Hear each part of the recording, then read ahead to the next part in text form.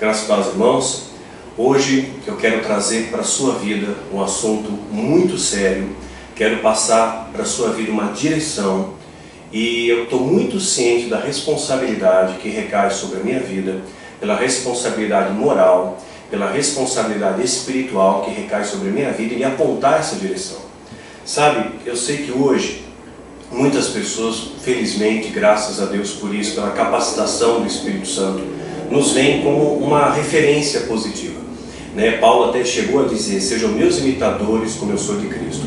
E quando você se torna um objeto de olhares, de referência, viu na direção de uma tempestade, muitas vezes ignorando os sinais de alerta do seu painel, do seu radar, porque muitas vezes Deus nos dá essas placas de aviso na nossa jornada da fé. Rumos e por caminhos que não são aqueles que vão trazer vida para aquela tripulação, não apenas ele perece, mas toda a tripulação perece junto dele, todos os passageiros daquele navio vão perecer junto. Então eu estou muito ciente que se eu lhe apontar um caminho errado, se eu lhe apontar uma direção equivocada, não apenas eu vou prestar contas diante de Deus pela minha falha, pela minha escolha errada, como você também vai sofrer uma consequência disso. E isso é o que eu menos desejo na minha vida. Nós falamos do protesto.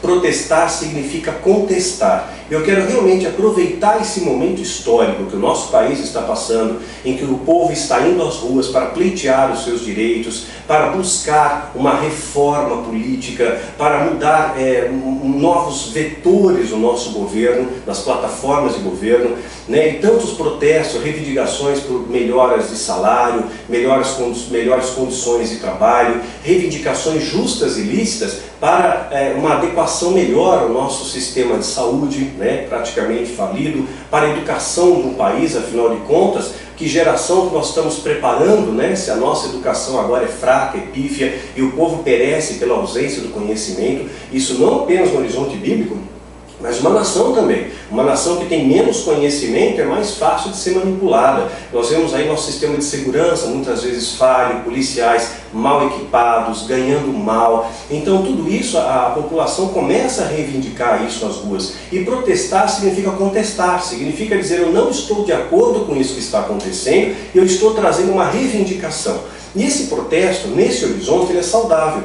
uma vez que você não use de violência, que você não deprede o patrimônio público, que você respeite as diferenças. O protesto ele é justo, ele é lícito, inclusive ele é permitido pela nossa Constituição. Quando a gente fala do protesto, a chama que queima a palha, o que eu quero dizer com isso é que muitas vezes quando você contesta contra um sistema que está te oprimindo, contra um sistema opressor, todos os elementos desse sistema, o orgulho, a ganância, a soberba, a altivez, a mentira, o roubo, a corrupção e tantas outras coisas nocivas que nos cercam, acaba sendo queimado pelo fogo que vai consumir essa palha. Então a palha são aquelas coisas negativas e o fogo é aquilo que você está representando pelo protesto, Então é um fogo lícito que vai queimar essa palha e esse fogo vai iluminar um novo caminho, vai nos dar novos horizontes.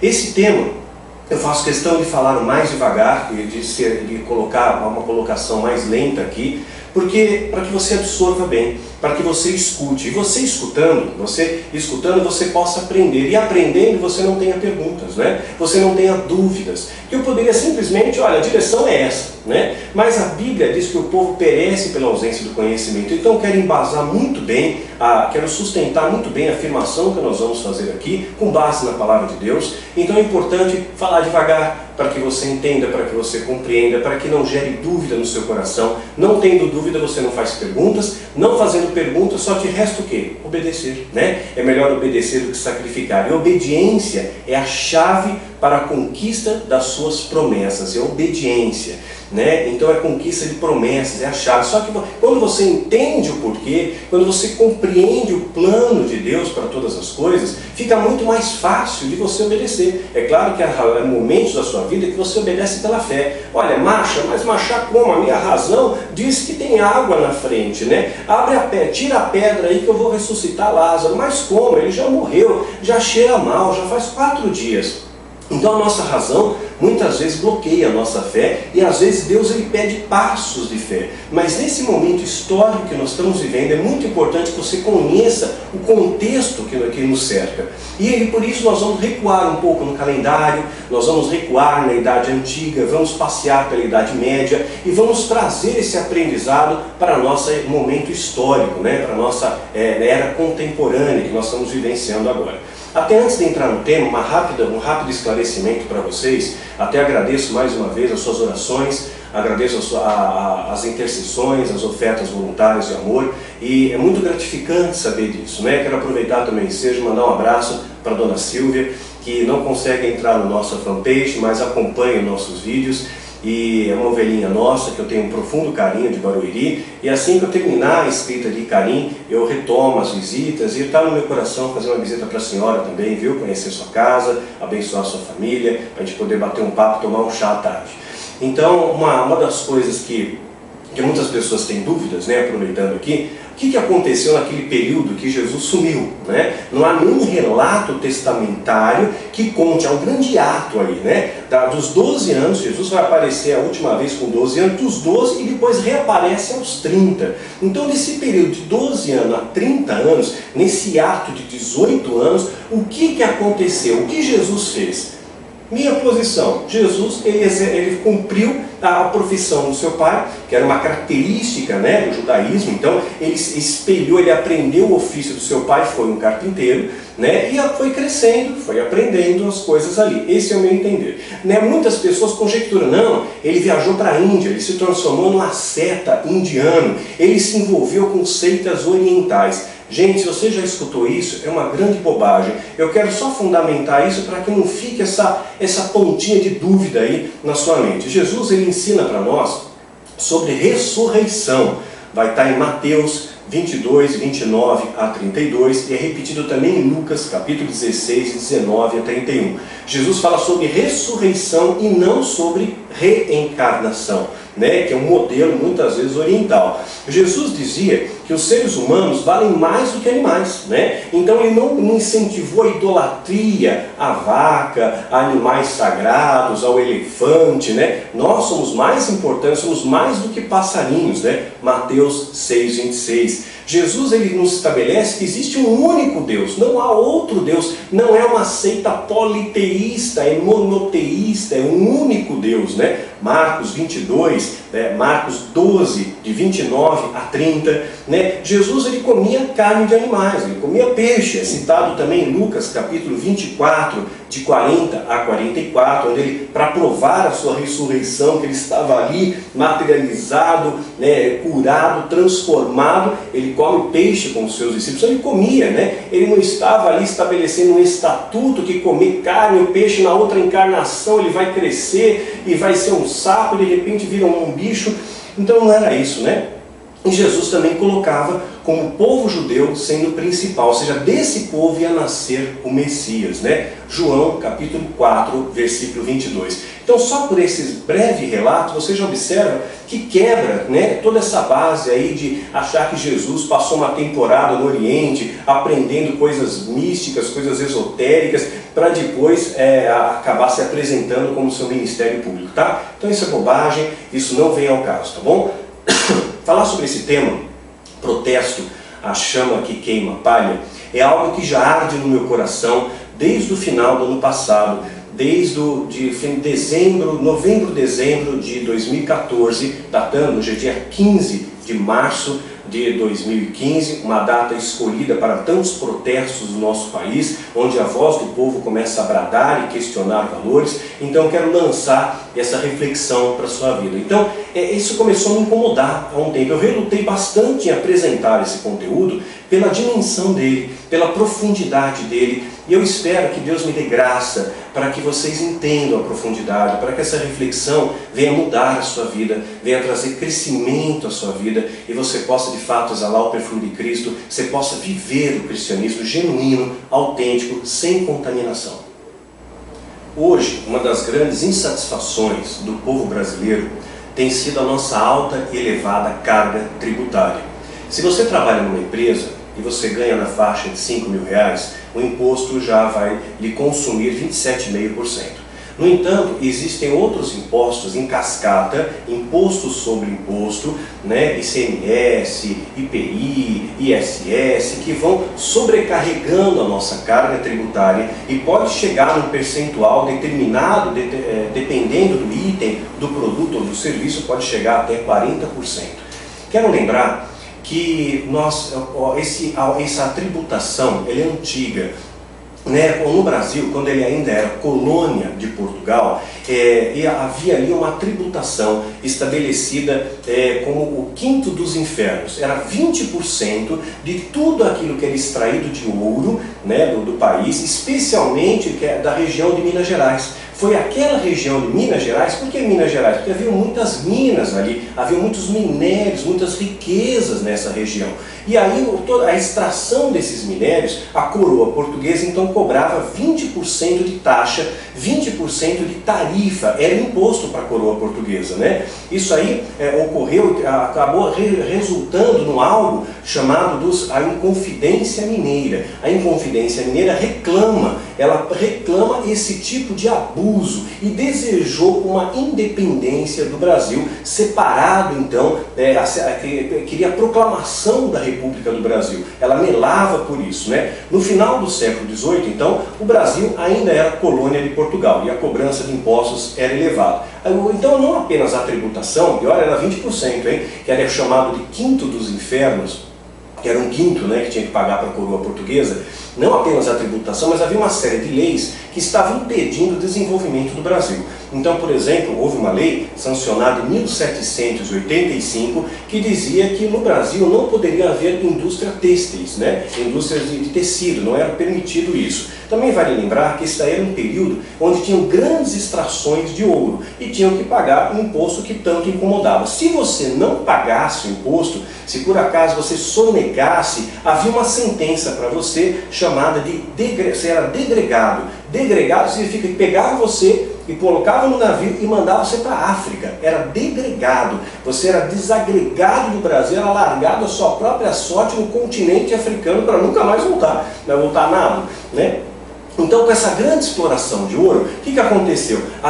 Muitas vezes esses minérios começaram a cair, né? A produção começou a cair. Só que os impostos não diminuíram. Inclusive, criou-se uma coisa nova, algo chamado de derrama. Né? Ela funcionava da seguinte forma: cada região que tinha explorações de ouro tinha que pagar 100 arrobas de ouro à coroa portuguesa, que dava aproximadamente 1.500 quilos por ano. Então, mesmo com a queda de produção, porque havia uma grande exploração das minas, né, era obrigatório pagar a derrama, uma vez por ano, 1.500 quilos por região. Se você não conseguisse atingir e não conseguisse pagar isso, os soldados vinham, entravam na sua casa, metiam o pé na porta, invadiam a sua casa e tomava tudo, confiscava os seus bens, até que ele julgasse que o valor daqueles bens poderia cobrir a taxação de impostos. Tudo isso daí, essas atitudes, elas foram represando no povo brasileiro uma grande insatisfação de toda essa opressão, de toda essa carga tributária, e aí começou a forjar um grupo dos inconfidentes. Esse grupo estava se espelhando no iluminismo, que estava começando a ascender na Europa. O iluminismo, lembrando, uma fase de luzes, que veio depois da Era das Trevas. Era das trevas, era de sombras, porque as pessoas não estavam enxergando, né? Houve grandes perseguições aos cristãos, a igreja contaminada perseguia pessoas ali que não expressavam o cristianismo, né? Não perseguição aos cristãos, perdoe, né? Mas atacava pessoas que não professavam a mesma fé do cristianismo.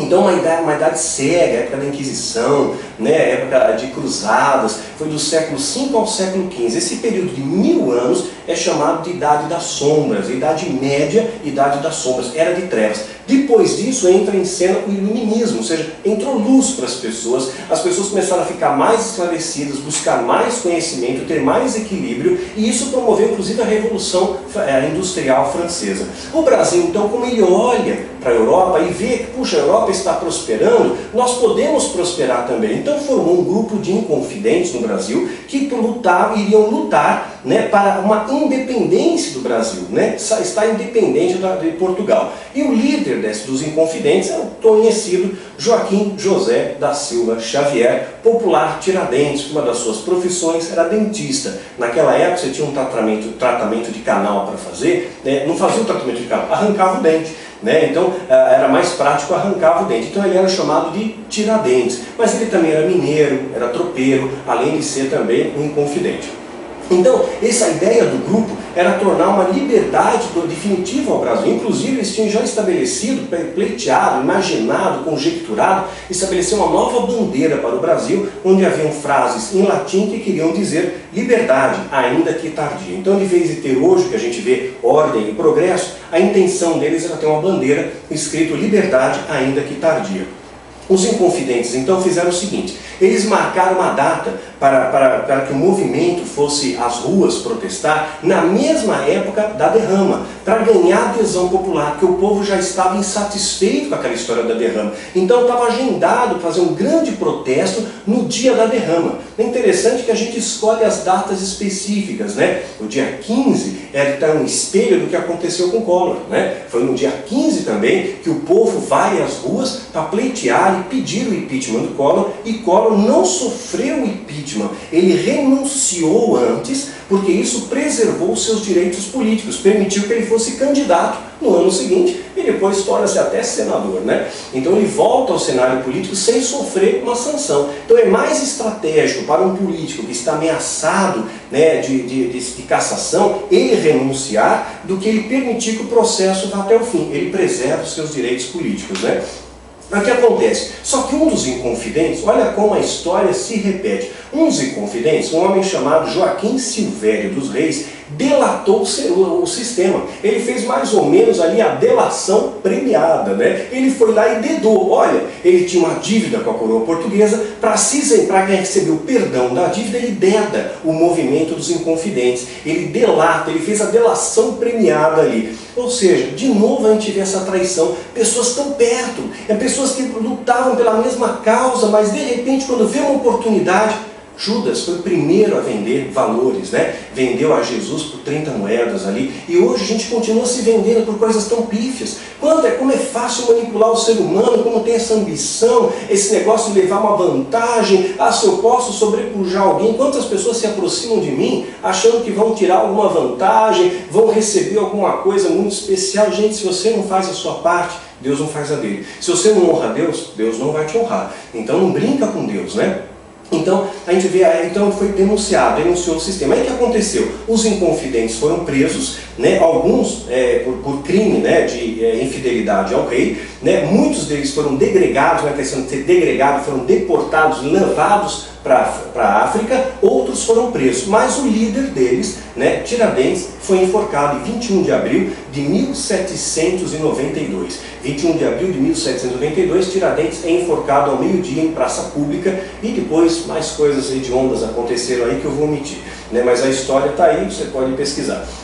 97 anos depois, veja que aquela semente ficou. 97 anos depois, no dia 15 de novembro de 1889, existe uma proclamação da República Brasileira. Aí sim, Dom Pedro faz aquele ato, né, independência ou morte, e nós ganhamos a independência em 15 de novembro de 1889. Então aquela semente, aquela insatisfação que já estava lá com os Inconfidentes 97 anos antes da proclamação da República do Brasil, ela veio a florescer. Então o protesto, ele estava mostrando que o povo estava insatisfeito, e aquilo foi represando e até que chega uma hora que estoura, né? Uma hora que acaba estourando. E hoje, quando a gente observa o nosso cenário político brasileiro, já falamos, a nossa carga tributária fica bastante alta para bancar 39 ministérios. Hoje a Dilma, ela estabeleceu 39 pastas ou 39 ministérios, e existe ainda a possibilidade de rolar mais um, Ministério da Irrigação. Só não entrou ainda porque está faltando água, né? Então o Ministério da Irrigação ainda não entrou. Está parecendo ali Babá e os 40 ladrões aqui, né?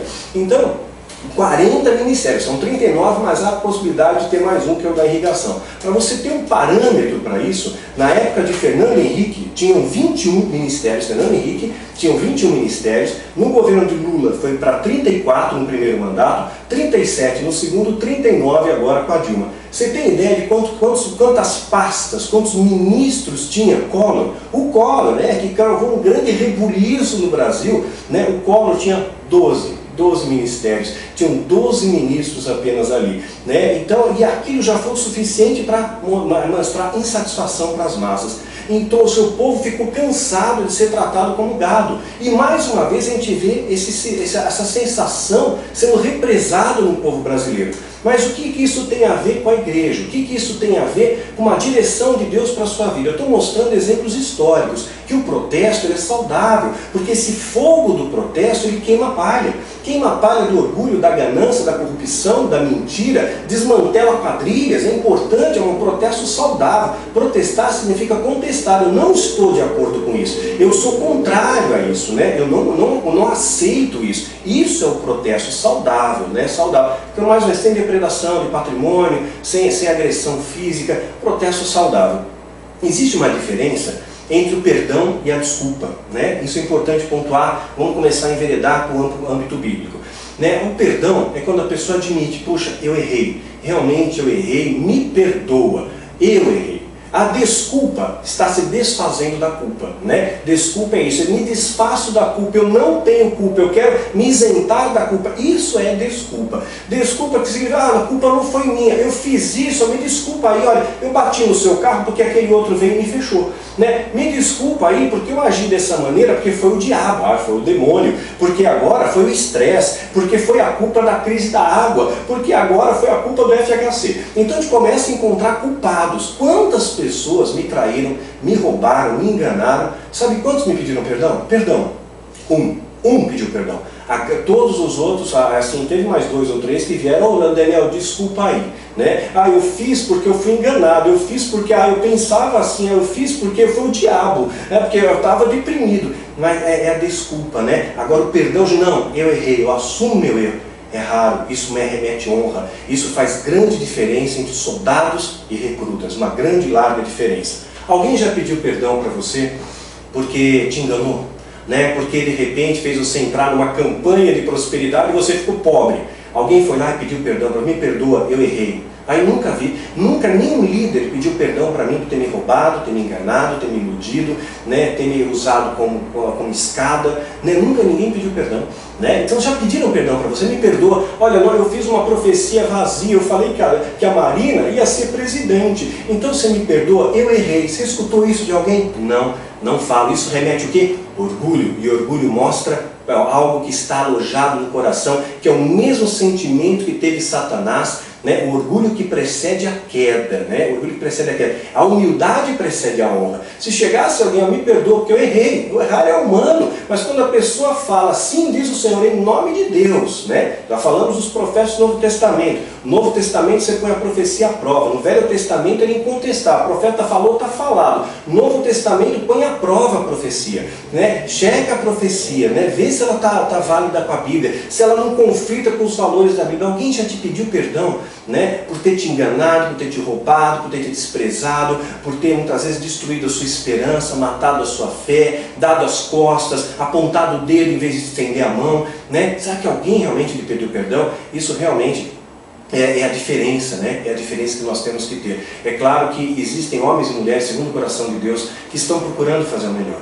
que estão procurando lhe dar o melhor. Então, você quer receber a sombra da árvore? Rega a árvore. Quer comer do fruto da árvore? Rega a árvore, né? Quer continuar a ser abençoado? Abençoe. Aquele que te acolhe, você acolhe. Aquele que te abraça, você abraça. Aquele que te ajuda, você ajuda. Aquele que reflete amor por você, ame também, faça o melhor. Paulo coloca essa colocação, sabe? Em Hebreus, capítulo 6, versículo 10, olha o que Paulo está falando.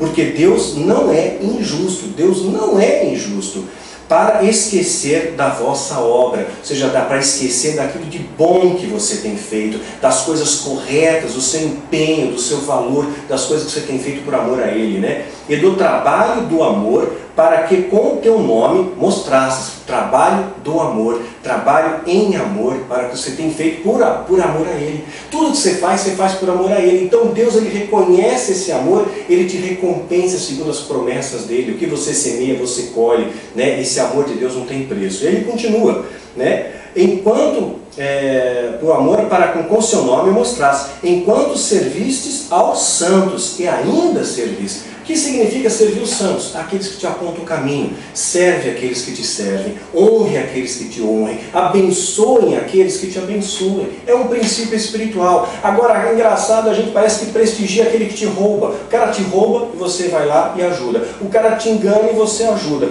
O cara pega, te despreza, te dá as costas e você ajuda. Onde que a gente está com a cabeça? Será que não está na hora da gente protestar? Será que já não está na hora da gente dar um grito de liberdade nesse sistema contaminado? Vamos entender mais uma coisa. Vamos devagar aqui. Nós sabemos que Deus perdoa. É só Deus que perdoa, não é isso? A Bíblia fala que só Deus perdoa. Vamos pegar alguns textos aqui. Daniel 9:9. Daniel 9:9. Vou pegar aqui, ó. Diz assim: ao Senhor nosso Deus pertencem a misericórdia e o perdão, pois nos rebelamos contra Ele. Então a Deus pertence a misericórdia e o perdão. Só Deus perdoa, só Deus perdoa. Outro texto, Salmo 32:5. Salmo 32:5.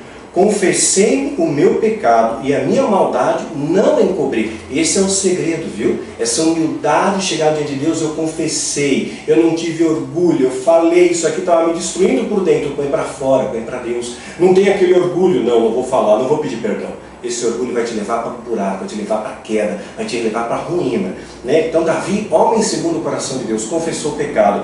Confessei o meu pecado e a minha maldade não encobri. Dizia eu, confessarei ao Senhor as minhas transgressões, e tu perdoaste a maldade do meu pecado. Quem perdoou? Deus perdoou. Deus perdoou. Vamos pegar um outro texto. Um outro texto aqui também, Miqueias capítulo 7, versículo 18. Miqueias 7:18. Quem é Deus semelhante a ti, que perdoa a iniquidade, que passa por cima da rebelião no restante da sua herança? Ele retém a sua ira para sempre, porque tem prazer na sua benignidade. Então, nós vemos aqui que só Deus perdoa, não é isso? Só Deus perdoa. Está claro isso? Por que hoje nós vemos, né, no segmento católico, que o padre perdoa? Você confessa o pecado para o padre, que é um homem, e ele diz, eu lhe absolvo dos seus pecados. Mediante o quê? O pagamento. Não de dinheiro, mas hoje, tantos Pai Nosso, tantas Ave Maria, faz uma penitência, anda de joelho à escadaria da penha, faz alguma coisa assim, né? Então não é, de certa maneira, ainda camuflada, um pagamento de indulgência, dando poder a um homem e não a Deus, e trazer o perdão para você? Essa foi uma das reflexões que Lutero teve. A Igreja Católica, quando ela nasceu, ela era o primeiro segmento, era a única referência da Igreja na Terra. Era a única referência cristã na Terra. Jesus veio estabelecer os valores da Igreja, foi perseguido pelo sistema contaminado. Os fariseus diziam o que de Jesus? Ele engana o povo. Jesus engana o povo, ele tem parte com Beelzebul. Então o sistema contaminado rejeitou Jesus, que apresentava a verdade. Ele foi rejeitado. E Jesus protesta contra esse sistema. O que ele fala? Ele destrói as mesas dos cambistas, né? Ele vai lá e expulsa os cambistas. É um sinal de protesto. Ele está dizendo, eu não concordo com isso. A casa do meu pai era para ser casa de oração. E agora virou um covil de ladrões. Jesus protesta. Jesus protesta contra os fariseus. Eu não concordo com vocês, fariseus. Vocês são raça de víboras, sepulcros caiados, hipócritas, condutores cegos. Jesus ele protestou e contestou contra aquele sistema culturado pela mentira e sofreu uma grande perseguição. Aí os seus discípulos começam a crescer, né? Começam a fundar as comunidades. Paulo fundou as comunidades, o cristianismo ganha forma. Só que depois o catolicismo vai entrar. Eu quero contar essa história com mais detalhes para você hoje. E vai entrar tanta contaminação, terço, vela, relíquias, vai entrar mártires, entra depois a Inquisição, as cruzadas, o perdão dado a homem, pagamento das indulgências. Você podia comprar, né, a indulgência, comprar o perdão. Isso era o perdão. Então, aos poucos você matou alguém, chega lá no padre, acometi um assassinato. Beleza, 50 mil reais para mim, 3 Pai Nosso, 2 Ave Maria. Mas espera aí, eu pago 50 mil para o senhor, não tem que pagar para a família, para indenizar a família? Não, paga para mim. É assim que era o pagamento da indulgência, você pagava o perdão, você comprava o perdão da igreja, né? Então você podia inclusive comprar o perdão por pessoas que já tinham morrido, Então alguém morreu, seu parente morreu, sua avó morreu, seu pai, sua mãe, alguém que você perdeu um ente querido. As pessoas acreditavam que aquela alma podia estar no purgatório. Estando no purgatório era o momento do juízo, então você podia pagar a indulgência para que aquela alma pudesse herdar o paraíso, pudesse ir para o céu. Você pagava. E Lutero era um monge católico, ele estava dentro do sistema católico, eu quero que você preste atenção nisso. Dentro do sistema católico, ele percebe isso aqui está errado e ele vai protestar. Ele vai estabelecer ali a reforma protestante, né? A reforma protestante, em 31 de outubro de 1517, vai deflagrar as 95 teses de Lutero contra a igreja. Mas antes de Lutero, outros reformadores tentaram. Você acha que foi só ele? O povo estava insatisfeito. Haviam muitas pessoas insatisfeitas também, represados com aquela opressão. As missas eram faladas em latim. Você não tinha entendimento do que estava rolando. A Bíblia não tinha acesso, né? Tinha uma série de nomenclaturas, nomeações eclesiásticas feitas por dinheiro, havia muitos acordos ali. Então o sistema estava muito corrompido. Lutero, ele quer fazer a reforma, mas antes de Lutero veio outro. Veio John Wycliffe, um inglês do século XIV. Esse homem teve um derrame, ele era a impressão de Satanás. Não quero que mexa nesse sistema contaminado. Aí veio outro, John Huss, né? John Huss também, outro inglês, século XIV, final do XIV, início do XV, esse homem foi queimado vivo. Estamos em plena época aqui da Inquisição, né? Depois vai entrar um outro, Savonarola. Savonarola foi martirizado. O que é ser martirizado? Foi torturado até a morte. É isso que aconteceu. Lutero teria o mesmo destino, mas um duque da Saxônia protege Lutero, protege ele. E as suas ideias reformadoras começam a encontrar corações expostos, pessoas, puxa, isso mesmo, nós temos que sair desse sistema, nós temos que sair dessa... E houve uma tentativa do sistema contaminado de destruir a reforma, num movimento chamado de contra-reforma. Né? Para vocês terem uma ideia dessa questão, em 24 de agosto de 1572, há um registro de um massacre chamado de Massacre de São Bartolomeu. Ele matou nessa noite, numa única noite, 24 de agosto de 1572, mais de 70 mil protestantes foram mortos, foram assassinados nesse movimento chamado de contra-reforma. Qual foi a outra coisa que Lutero sofreu? Ele foi considerado herege. A igreja considerou Lutero herege. A igreja excomungou Lutero, ou seja, riscou o nome de Lutero. Lutero, esse nome está arriscado, nunca mais me chamou para congresso, né? Porque você está destoando. Fizeram isso com Jesus, né? Jesus destoou. Vamos riscar o nome de Jesus? Mata Jesus. Solta Barrabás, mas Jesus mata Jesus, né? Então riscaram o nome de Lutero, riscaram o nome de Jesus, começaram a riscar o nome de Paulo, vamos apedrejar, açoite, vai preso. Então toda essa opressão contra a verdade, porque a verdade incomoda. Então nós temos que reformular alguns conceitos aí ao nosso redor, né? Vamos ver como é que começou esse sistema católico? Então, como forma com esse sistema católico que depois Lutero veio a protestar? O que aconteceu? Lembrando que uma das frases que Lutero acabou publicando, quando ele foi perseguido pela igreja, considerado herege, seu nome foi riscado, foi excomungado pelo Papa, é uma das frases que ele colocou que eu acho muito interessante, vai ser muito importante para essa nossa reflexão, diz o seguinte: eu não me submeto às leis ao interpretar a palavra de Deus. Eu não me submeto às leis ao interpretar a palavra de Deus. O que ele está dizendo? Deus está acima. Deus é majoritário. Eu estou aqui para honrar a Deus, não para honrar os homens. Eu estou aqui para obedecer os valores estabelecidos por Deus, os preceitos divinos e não os preceitos humanos, que são temporais, que são passageiros, que são doutrinas humanas e muitas vezes contaminadas por doutrina de demônios. Então Lutero, ele protesta, ele diz muito bem, eu vou honrar a Deus. Ele era um monge católico. Ele sai do sistema católico, ele foi contra, especialmente a venda de indulgências, essa questão do perdão, né? Do perdão, só o padre pode dar o perdão, mas só Deus dá. Interessante que Deus ele não pede nada a mais para você. O que Deus ele pede para te restaurar? Pede que você confesse o pecado, pede a confissão do seu pecado para Ele. Ele pode perdoar. Confessa o pecado, aquele que confessa os pecados e os deixa e alcança a misericórdia. Provérbios 28, 13. Então você confessa o pecado a Ele. Você tem que mostrar o verdadeiro arrependimento. Não é confessar o pecado por protocolar, pequei, pronto. Não, é de coração, arrependimento. E deixe o pecado. Nunca mais cometa aquele pecado. Vigie na sua vida. É isso que Deus pede. É isso que Deus pede para nós. Lutero, ele vai contra isso. Como é que forma essa questão? A origem do catolicismo, ela teve início em questão do desvio doutrinário da igreja. A igreja primitiva, ela começou a crescer, né? Paulo começa a fundar as comunidades, e com a morte de Cristo, né? Com Jesus, ele acabou sendo crucificado, os seus discípulos acabam ficando um pouco vulneráveis, e uma grande perseguição começa a ocorrer. No entanto, né, Estevão passa a ser apedrejado. É importante lembrar, o primeiro mártir da igreja cristã, ele passa a ser apedrejado por uma multidão enfurecida, Atos capítulo 7, de 57 a 60.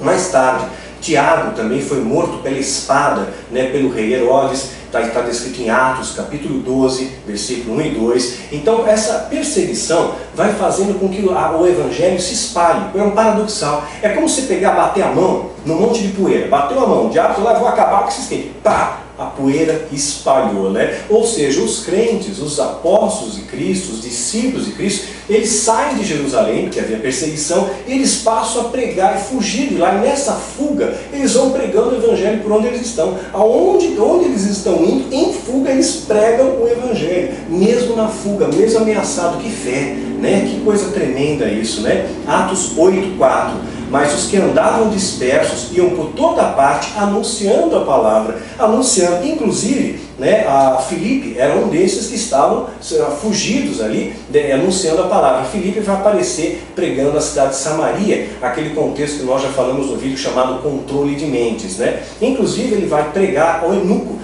né, um homem muito importante da rainha da Etiópia, e é bem possível que o evangelho tenha chegado até a Etiópia através desse eunuco, né? Então foi que Filipe acabou pregando. Então as perseguições não se restringiam só a um ataque físico. O diabo é um ser astuto. Ele vai procurar contaminar a doutrina, sabe, espalhar em nosso meio doutrina de demônios. Como Jesus já disse que ia acontecer, os lobos vão entrar em nosso meio e vão espalhar doutrina de demônios, vão fazer até sinais e prodígios para enganar, e, se possível, até os eleitos. Então fique atento a essa mensagem. O diabo, então, ele começa a espalhar novas ideias, novos conceitos. Inclusive, na época da igreja primitiva já tinha esse desvio de valores, já havia essa contaminação. Atos 15, 1.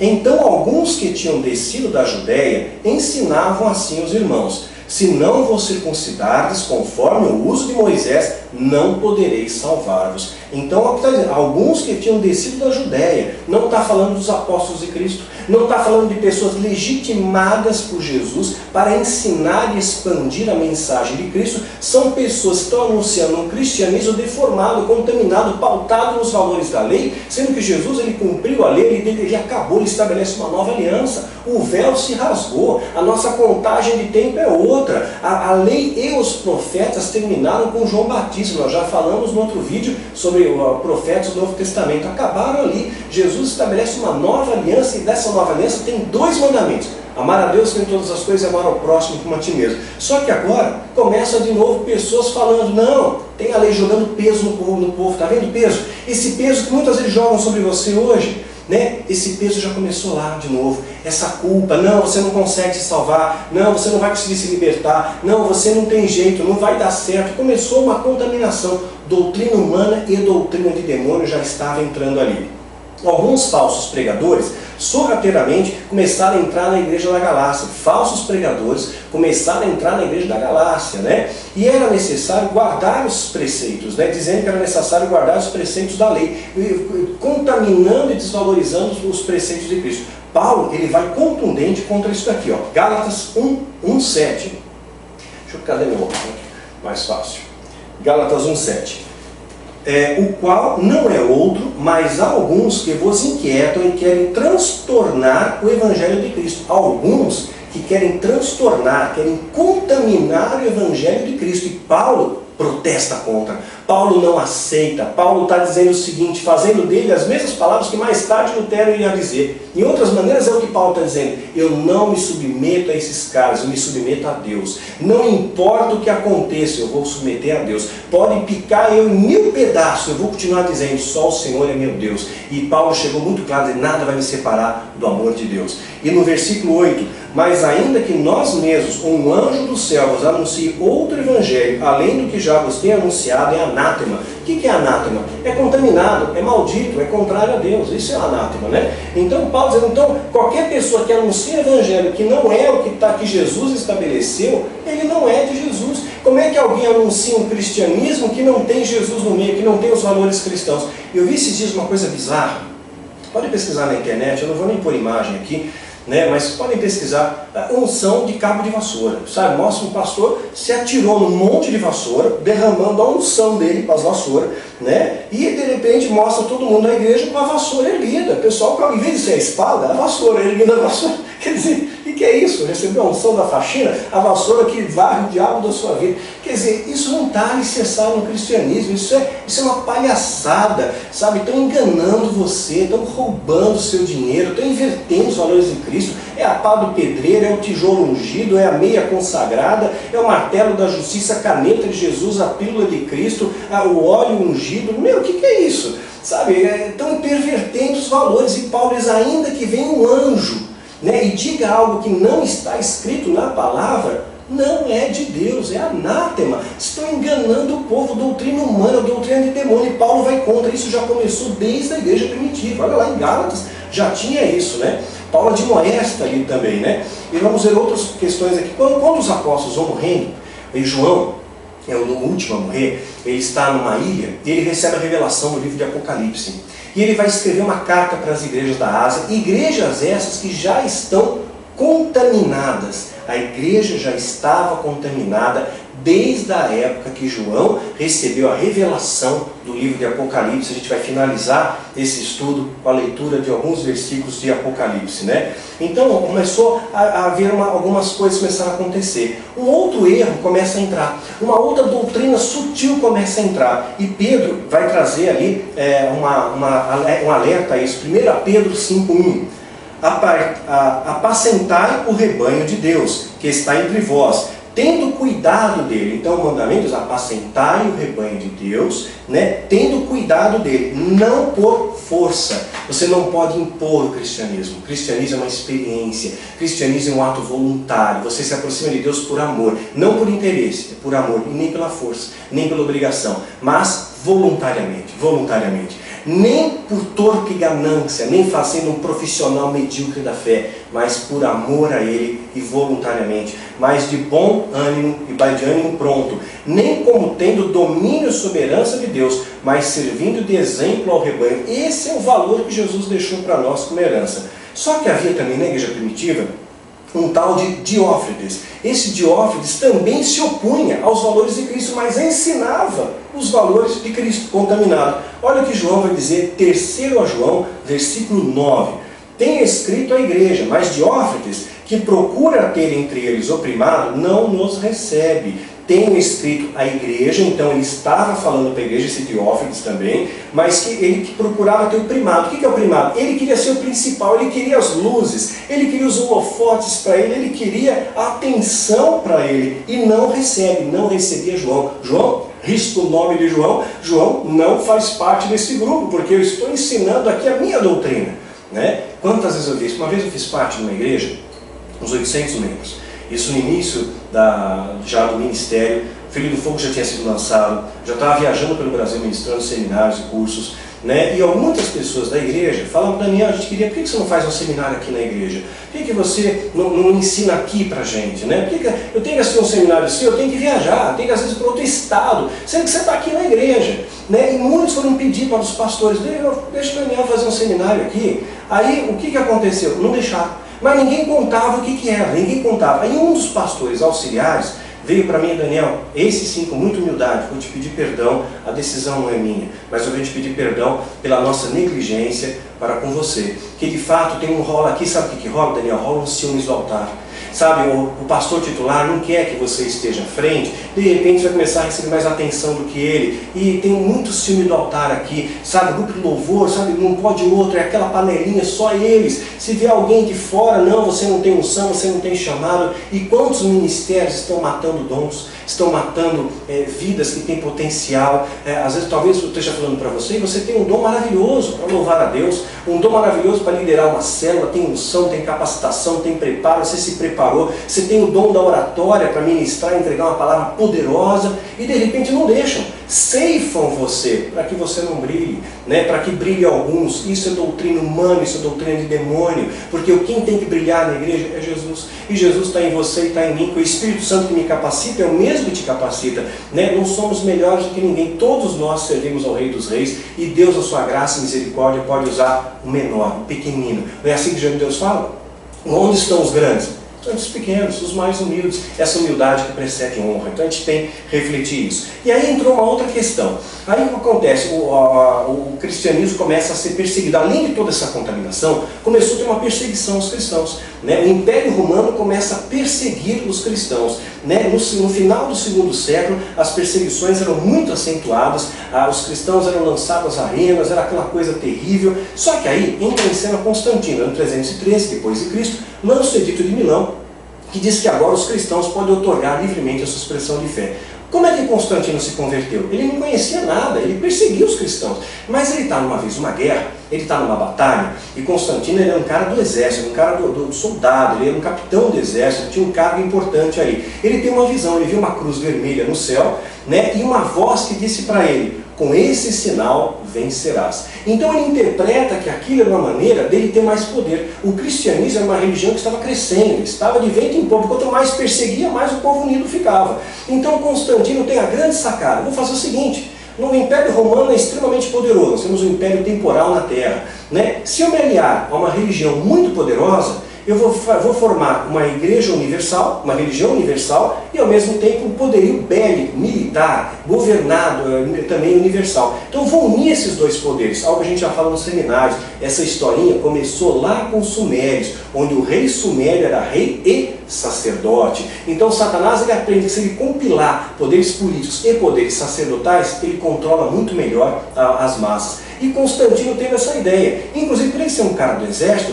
quando ele começa a estabelecer as bases da Igreja Católica Apostólica Romana, e se converte ao cristianismo, né, depois é fortalecido no Concílio de Nicea, né, em 325, na Turquia, o que ele faz? Ele hierarquiza, toda a hierarquia da Igreja Católica é espelhada no exército romano, sabia disso? Né? O padre, o bispo, o arcebispo, os cardeais, são tudo espelhados na hierarquia de um exército, numa hierarquia militar, isso daí.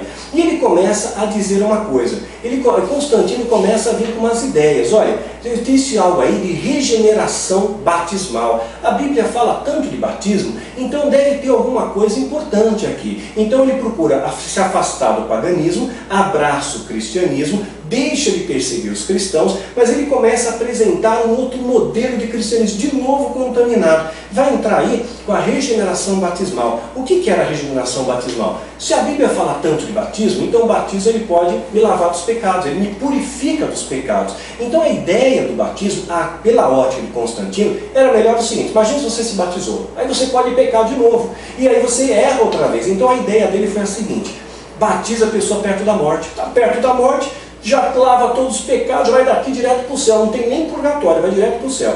Essa é a ideia. Só que nem sempre você consegue antever a morte da pessoa. Então ele teve que remodelar isso e estabeleceu o batismo infantil. Começou com Constantino essa ideia do batismo infantil, porque ele garantia a salvação daquela pessoa. E aí nós tínhamos cristãos que uma vez ser batizado, e ele estabeleceu como algo obrigatório. A lei determinou, ele baixou um decreto, uma lei, era compulsório que o batismo fosse obrigatório no Império Romano. Então você nasceu, ser batizado cristão, era cristão sem Cristo, era cristão sem espelhar os valores, cristão inconverso, né? Mas já fazia parte do Império Romano. Essa obrigatoriedade, essa lei, durou por 1300 anos, né? E ele começou a estabelecer uma série de mudanças doutrinárias. O batismo infantil era por imersão no começo, depois foi mudado, jogar uma canequinha de água na cabeça do bebê ali, mas era por imersão. Inclusive a igreja grega, né, que é a igreja ortodoxa, que é um braço da igreja católica, ela continua usando esse mesmo modelo. Muitas igrejas, né, ortodoxas ainda fazem o batismo infantil por imersão, rapidinho ali, né, bebê aguenta, né?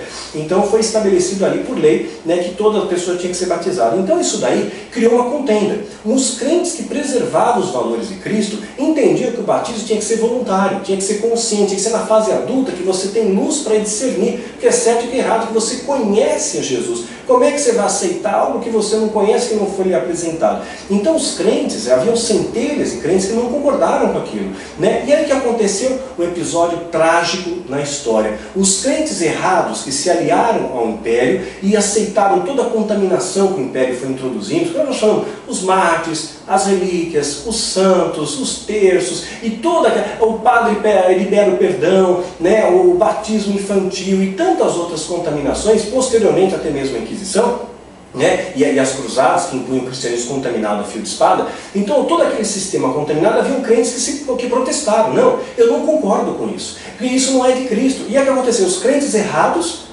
perseguiam os crentes certos e tinham o apoio do Estado para isso. A Igreja Católica tinha poder de Estado, poder de prender, sentenciar e matar qualquer pessoa acusada de heresia. Então a igreja começou a crescer. Ela continuou crescendo, mas essa igreja primitiva, essa igreja de caverna, essa igreja nas casas, essa igreja que se escondia nos cantos, ela continuou crescendo, porque preservou os valores de Cristo, mas protestaram, contestaram com os valores que Constantino apresentou. Por isso que quando Lutero apresenta a reforma protestante, ela encontra eco em muitos corações. Porque muitas pessoas já anelavam por uma reforma, já estavam descontentes com aquele sistema contaminado que inclusive perseguia cristãos. Cristãos que perseguem cristãos. Nada de novo abaixo do sol, não é verdade? Riscaram o nome de toda aquela galera da igreja primitiva que não aceitou os valores impostos ali pelo Império Romano que causou. Criou a questão do Papa também. Começou ali com Cirício, em 384, que era o bispo de Roma. Começou formalmente com Cirício, mais tarde foi adotado oficialmente com Leão II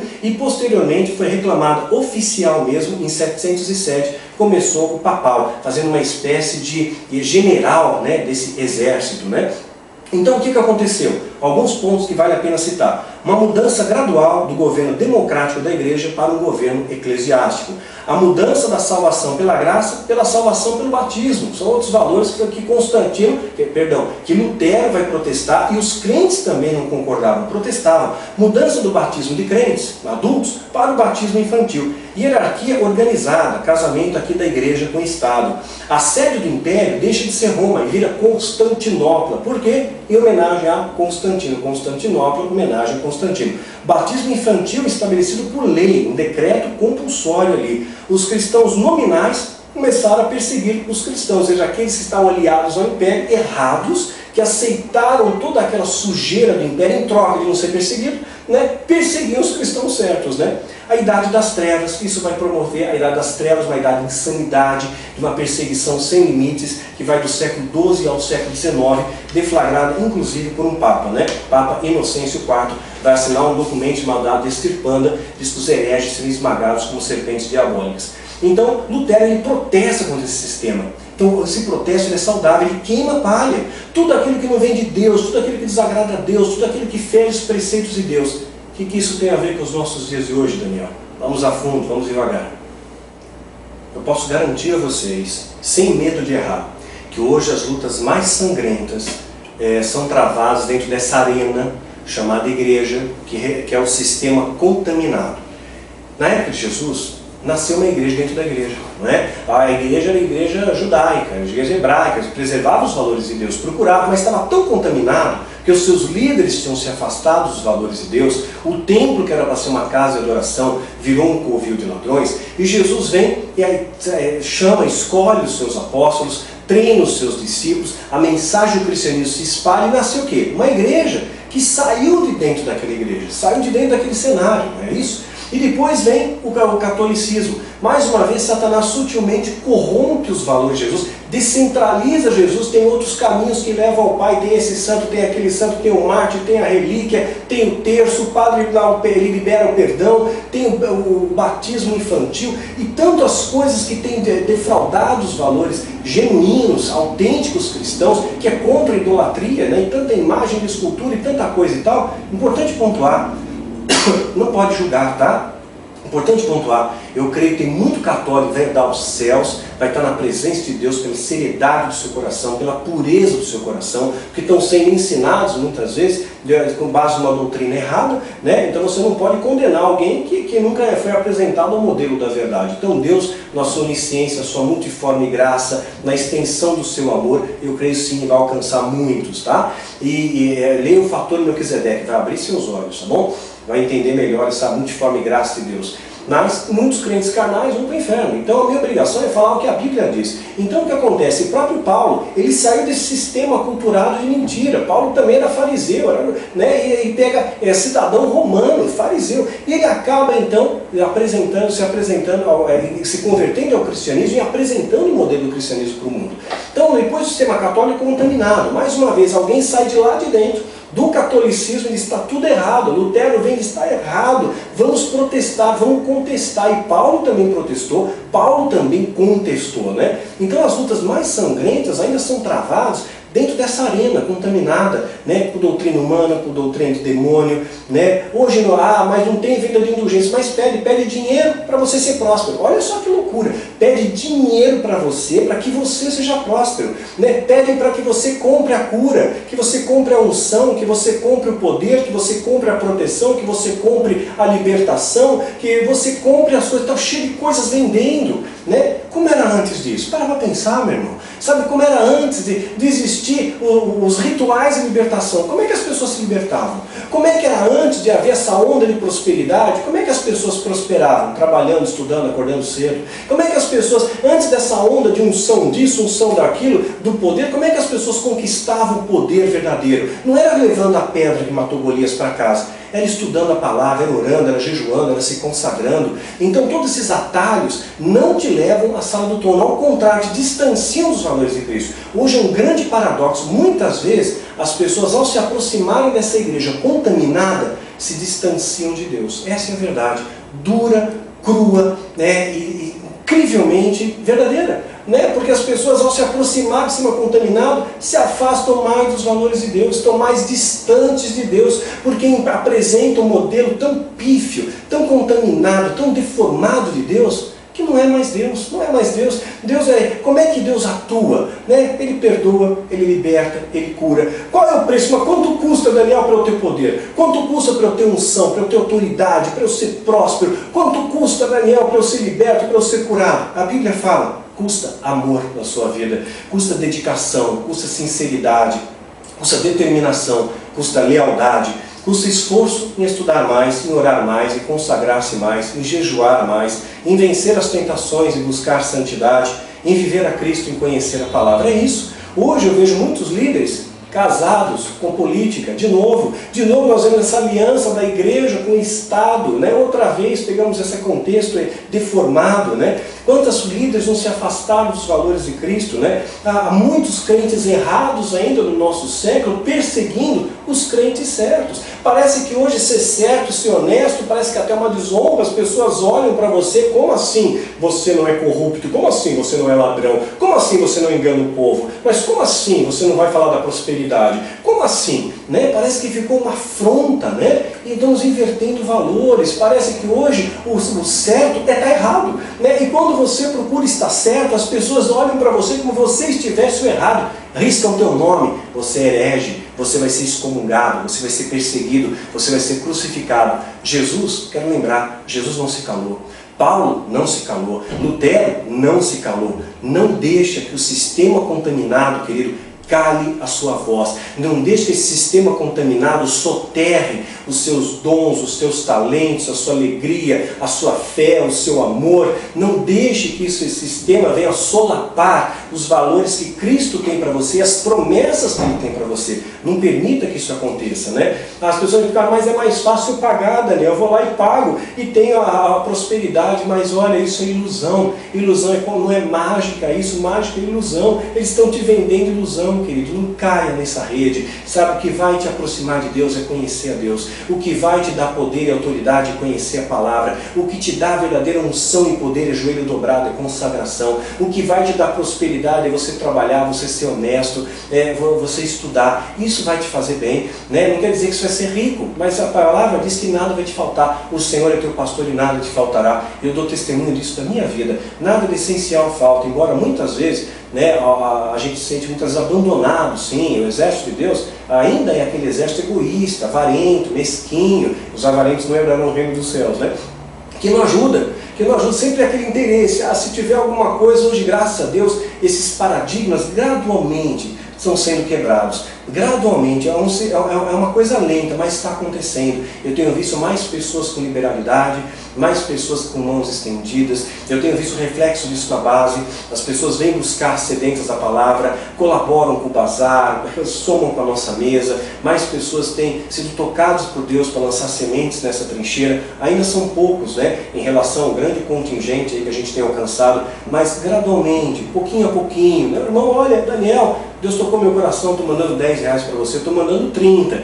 As pessoas ficam até constrangidas, é pouco, Daniel, olha. Mas para quem está no deserto, um copo de água fria é bênção, meu irmão. O que Deus colocar no seu coração, faça, semeie, abençoe. Não deixa para amanhã o bem que você pode fazer hoje. E a palavra diz, se você der só um copo de água fria a um homem de Deus, um desses pequeninos, você vai ter um galardão especial no reino de Deus. Então não seja avarento, viu? Semeia no reino, invista no reino. Aquele negócio, quer receber a sombra, né? Regue a árvore, né?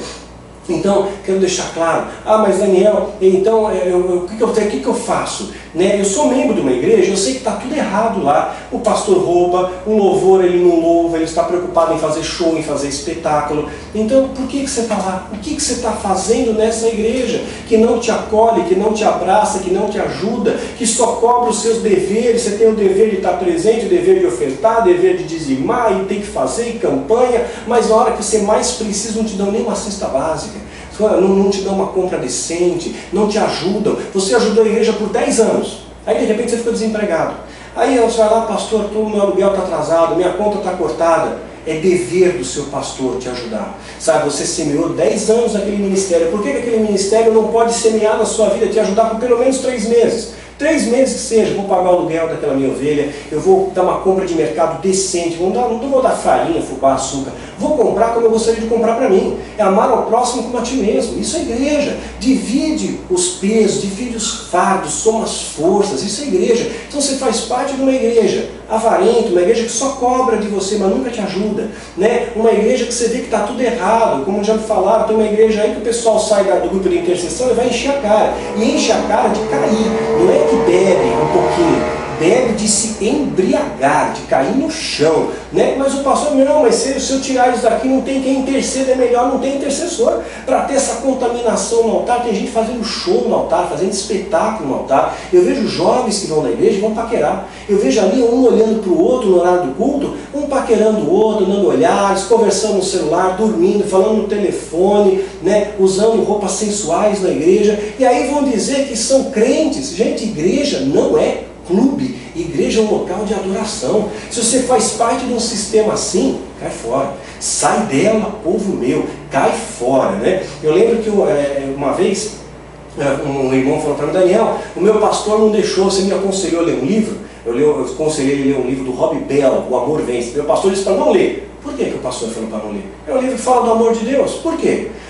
Então, claro, quem tá te ensinando mentira teme a verdade. Quem está em trevas teme a luz. Então, se eu começo a ver proibições estranhas, mas por quê? Não, vai checar primeiro. Não seja aquela coisa séria. Meu pastor falou, está falando. Se o seu pastor honra a Deus, você honra o seu pastor. Se o seu pastor não honra a Deus, você não tem que honrar o seu pastor. Faça suas as palavras de Lutero, né? Eu não me submeto às leis humanas quando me interpreto a palavra de Deus. Isso que Lutero falou. Sabe?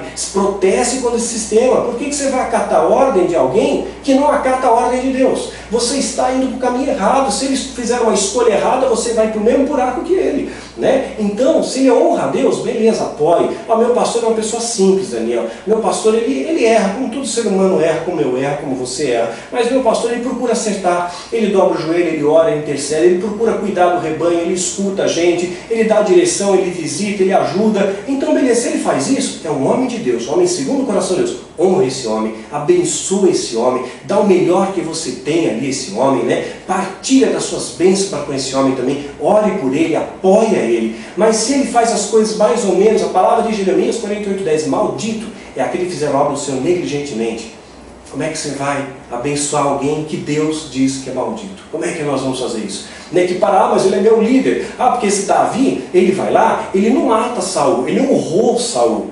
Olha a diferença, ele não matou Saul porque ele sabia, Deus pertence à justiça, Deus é o meu justo juiz, eu não estou aqui para julgar, Senhor, eu não sou julgador, quem julga é Deus, eu não vou lançar sobre ele sentença e condenação, quem faz isso é Deus. O que Davi faz? Ele não mata. E Deus fez a sentença, mas Davi também não honra a Saul, ele não se ajoelhou para Saul, ele não estendeu a mão ali para Saul, ele não deu um beijo em Saul, ele simplesmente não matou Saul, ou seja, ele respeitou, mas ele não honrou. Existe uma grande diferença, né? Uma larga diferença. Então, você pode, eu não concordo com o que o meu pastor está falando, então eu não vou acatar essa ordem, porque essa ordem ela vai contrária aos valores de Cristo. Se a Bíblia diz ame ao próximo como a ti mesmo, meu pastor fala, não ama, não ajuda. Olha, você vai ajudar seu vizinho? Não, seu vizinho passa fome, teu vizinho. O que importa que a casa dele caiu? Importa que você tem que ajudar na construção do templo. O que é mais importante? Tijolo ou vidas? Né? O que é mais importante? Concreto ou vidas? Né? Então, se o seu vizinho está passando necessidade, precisa de um remédio, precisa de uma ajuda, é o próximo, amar o próximo. Quem é o próximo? Quem está perto de você. Não aquele que está distante, não aquele que fica dizendo, vem aqui e faz isso e faz aquilo, se você não tem também o retorno disso. Aquilo que você semeia, você tem o direito de colher. É um direito espiritual que Deus te dá.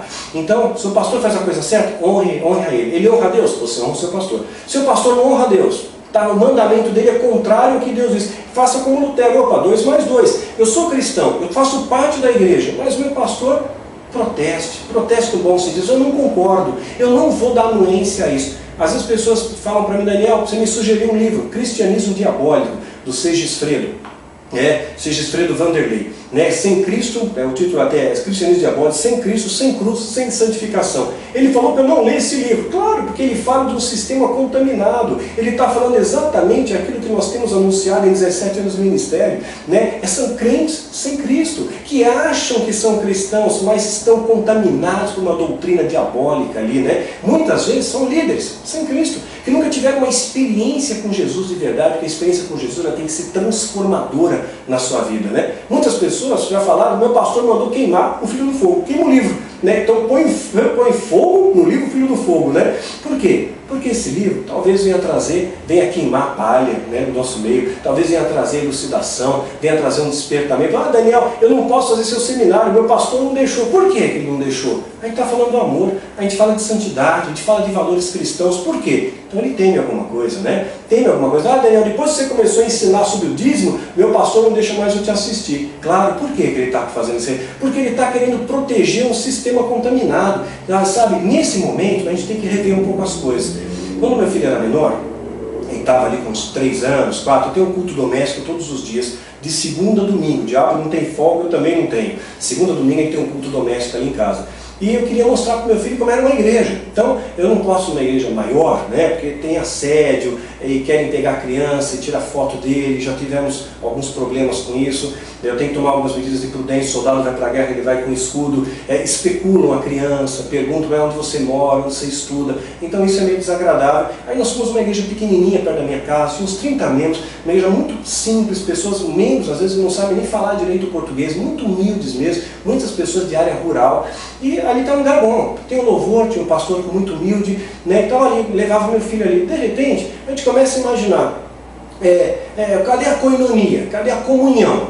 Às vezes você tem igreja que você entra e você sai, ninguém olha na tua cara, ninguém sabe que você existe. Você entrou e saiu, ninguém olhou na sua cara. O fato de você frequentar uma igreja não quer dizer que você tem um compromisso com a igreja. E também não quer dizer que a igreja vai ter um compromisso com você. Seu compromisso, em primeiro lugar, tem que ser com Deus. Aí então, com essa vertente, eu fui ali pensando, não estou preocupado aqui, eu vou fazer o meu melhor, independente se a igreja tem ou não um compromisso comigo, mas eu vou ter um compromisso com Deus para com esse pequeno ministério. Levava minha família ali no final de semana. De repente teve gente que começou, no começo a gente entrava e saía e ninguém olhava na cara. Depois, começamos a chegar, as pessoas começaram a comentar. Começamos a ver muita fofoca. Em vez de ter aquela comunhão saudável, aquela coinonia legal, era fofoca. O irmão faltou 2 domingos. Ih, faltou, está desviado, está no pecado. Aí o irmão voltou para a igreja, está chorando durante o louvor. Ih, está chorando, está arrependido, está quebrantado, olha lá. Em vez de estar adorando a Deus, está olhando o que o irmão está fazendo, né? Aí eu observo ali, começaram a falar do cabelo da minha esposa.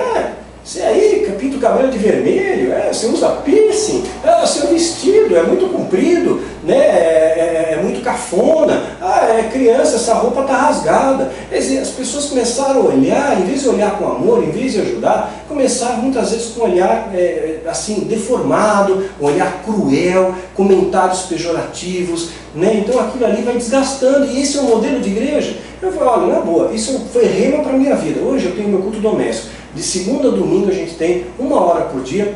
Eu reúno com a minha família, minha esposa, meu filho, estudamos um pouco da palavra, oramos ali juntos, apresentamos a nossa gratidão a Deus, e de manhã eu tenho o meu devocional particular, eu e Deus.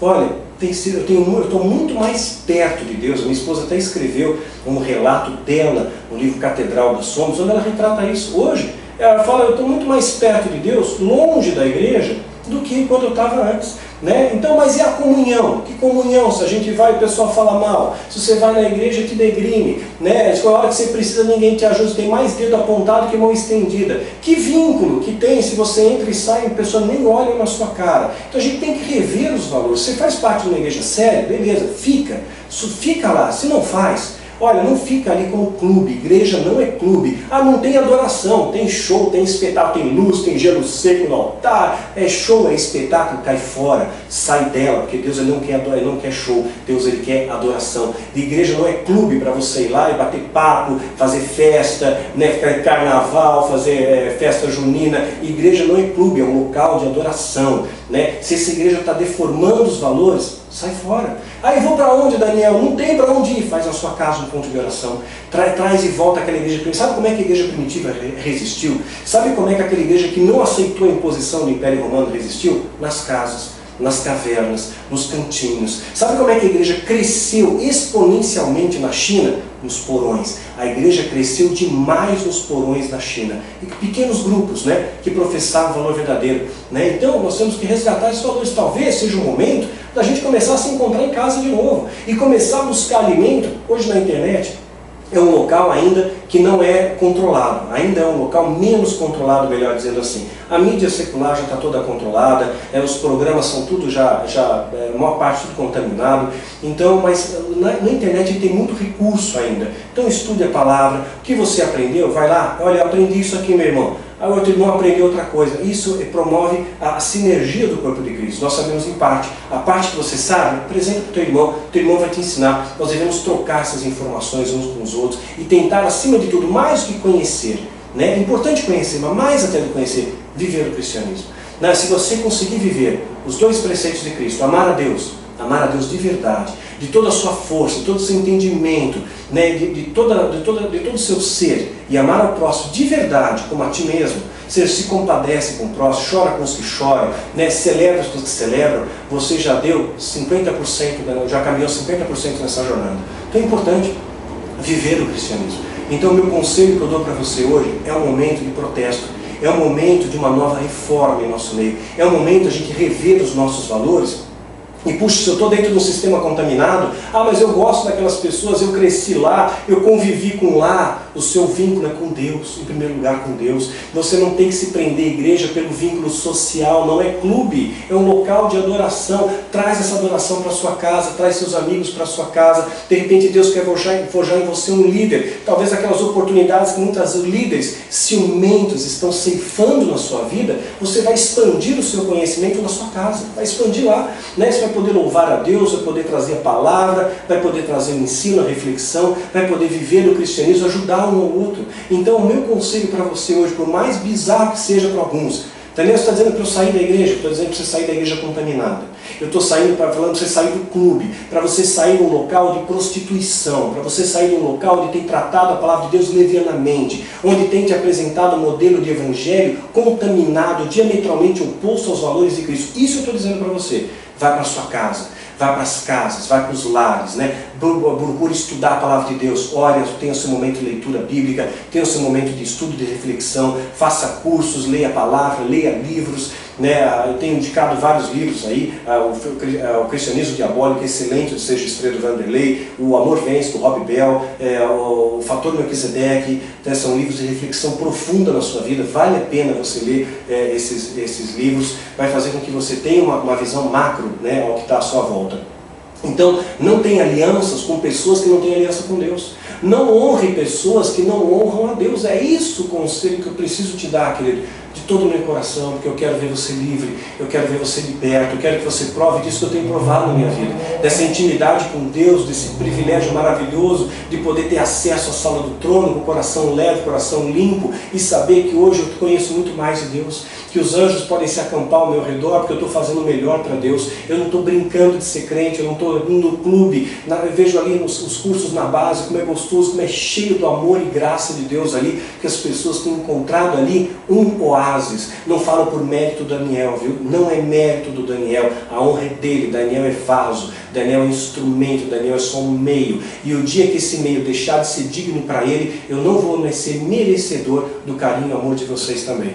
E eu luto para isso, para manter essa chama acesa no meu coração, para continuar honrando a Deus acima de todas as coisas, porque eu amo demais a Deus. E eu não vou dar as costas para ele, eu não me submeto às leis dos homens, mas eu vou interpretar a palavra e eu vou honrar essa palavra com toda a minha força, com todo o meu entendimento, com tudo que eu tenho, com tudo que eu sou. É essa a mensagem principal que eu quero deixar para vocês, quero deixar uma reflexão para todos nós aqui.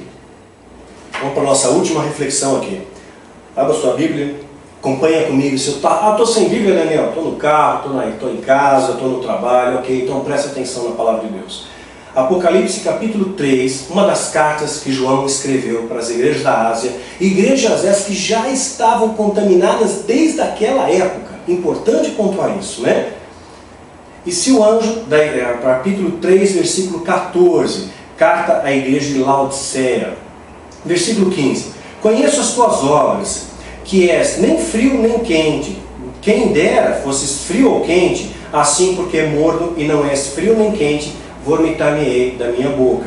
Como dizes, sou rico, estou enriquecido e de nada tenho falta, e não sabes que é um desgraçado, miserável e pobre e cego e nu. Olha como é contundente. Hoje a igreja se acha próspera. Hoje a igreja se acha rica. Hoje a gente vê líderes andando de jatinho, morando em mansões, tendo fazenda e ainda pedindo dinheiro para você, ainda extorquindo dinheiro do povo. Está na hora da gente protestar. Está passando da hora de a gente dar um grito de liberdade, da gente realmente reivindicar os nossos valores em Cristo, as nossas promessas em Cristo, de nós vivemos o cristianismo verdadeiro e puro na terra. Chega dessa palhaçada. Chega de tanto engano, chega de tanta corrupção, chega de tanta mentira, de tanta promessa vazia, de tanto engano nesse povo, né?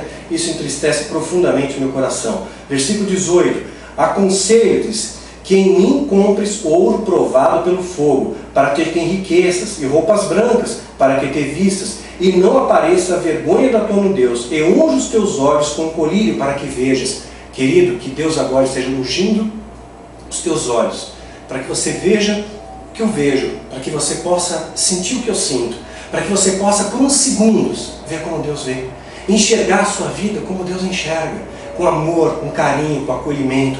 Deus, Ele tem uma cura para a tua vida. Deus, Ele tem liberdade para a tua vida, Ele tem libertação. Deus, Ele tem um plano maravilhoso para a sua vida, mas talvez você esteja preso com tantas correntes, com tantas cadeias, com tanta contaminação ao seu redor, que você não consegue ver, você não consegue ouvir, porque tem muito barulho. Não tem louvor, tem barulho. Não tem palavra de Deus, tem palavra contaminada. Eu não enxergo porque tem tanta fumaça, tem tanta coisa que distrai a minha atenção. Quero que você veja. E continua, versículo 19: e repreendo eu repreendo e castigo a todo quanto os amo, pois sou zeloso. E arrepende-se do que você tem feito. Está fazendo alguma coisa que fere os olhos de Deus? Senhor, olha, eu tenho sido cúmplice, eu vi a minha liderança cometendo coisas hediondas, eu sei que tem roubo, eu sei que tem mentira, eu sou cúmplice. Arrepende-se disso, sai fora. Sai fora como Lutero fez. Tenha coragem de Lutero, tenha coragem de Cristo, tenha coragem de Paulo, tenha coragem de protestar, de virar a mesa, de se rebelar no sentido positivo contra esse sistema que só tem destruído a sua vida. Resgata os valores de Cristo. E ele continua: eis que estou à porta. Ele não está dentro da igreja, está fora da igreja. Eis que estou à porta e bato. Se alguém ouvir a minha voz e abrir a porta, entrarei em sua casa e com ele cearei, e ele ceará comigo. E ao vencer, lhe concederei a que assente comigo no meu trono, assim como eu venci, e me assentei no meu Pai, no seu trono. Quem tem ouvidos, ouça o que o Espírito diz às igrejas. E assentarei com o meu Pai no trono. Jesus está dizendo: você vai se assentar no trono junto com Ele, perto do Pai. Não vai sentar no banco de igreja, é no trono de Deus. Não é a igreja que te leva a Deus, é o teu coração, a tua vida que leva a Deus. E mais adiante, para a gente finalizar aqui, capítulo 18 do livro de Apocalipse, escrito por João, no seu momento de confinamento, no seu momento de perseguição, no seu momento de... ele mais uma vez foi um herege, né, para aquele sistema contaminado. Olharam para João, João herege. João foi excomungado, João teve seu nome riscado, mas esse que teve o nome riscado é grande diante de Deus. Você é grande diante de Deus, querido, porque você é pequeno, as pessoas não estão olhando para você, Ele está olhando. Ele nunca tira os olhos de você. Apocalipse 18, 4. Eu ouvi outra voz do céu que dizia: sai dela, povo meu, para que não sejas participante dos seus pecados. Olha o que a palavra está dizendo. Para que você não seja participante dos seus pecados, para que não incorra nas suas pragas. Eu ousei sair, e hoje eu estou muito mais perto de Deus. Eu não podia ser conivente com tanto roubo, com tanta mentira, com tanto engano. Sabe, querido, que a sua escolha vai determinar a sua colheita. E esse é um momento histórico que Deus está dando a chance para você, como tem dado para mim, como deu para mim, de fazer mudança. Não se cale.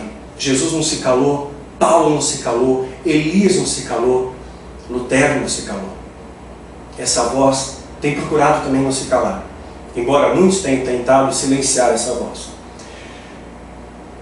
Mas, na graça dele, nós vamos conseguir. É possível, sim, haver uma restauração. Uma igreja que vai sair dentro da igreja. Uma igreja que pode começar na sua casa. Uma igreja que pode começar no seu lar. Mas não deixa orgulho entrar. Porque eu conheci muitas igrejas que começaram pequeninas, humildes, certinho. Mas cresceram. Começaram a ter dinheiro e começaram a achar que tinham tudo. Eu sou rico.